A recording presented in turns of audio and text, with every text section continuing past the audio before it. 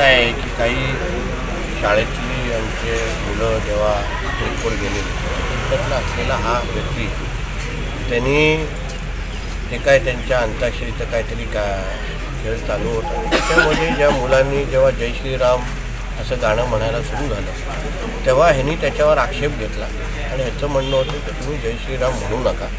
आणि त्याच्यानंतर त्यांनी पनवेलमध्येच बस थांबवून पनवेल या ठिकाणी त्यांनी 60-70 मुलांना त्याच्या समाजाच्या मुलांना बोलवलं आणि या मुलांवर वेगळ्या पद्धतीने तो बोलायला लागला, धमक्या द्यायला लागला। या सगळ्या गोष्टी आता इथे आल्यावर त्याची भाषा बदललेली आहे। त्याचं असं म्हणणं आहे की मला जबरदस्ती जय श्रीराम म्हणायला लावलेला आहे।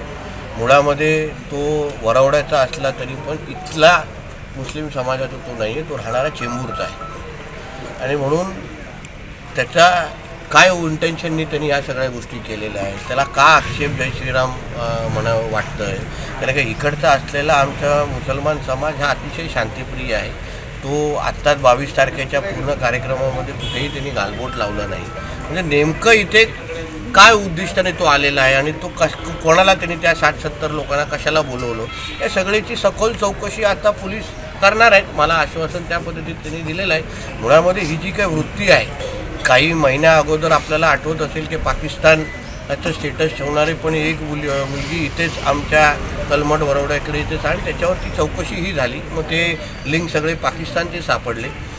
म्हणून ह्या सगळ्या गोष्टी आता सखोल तपास करायलाच पाहिजे। कारण का वारंवार अगर 3-3, 4-4 महिन्यानंतर हे असे जिहादी विचाराचे लोक अगर इथे येऊन आमच्या जिल्ह्याचं वातावरण अगर खराब करत असतील तर त्याबद्दल आता कठोर भूमिका आम्ही व आमचं सरकार घेणारच। चौकशी झाल्यानंतर ह्याबद्दल मी अजून तुम्हाला माहिती देऊ शकतो।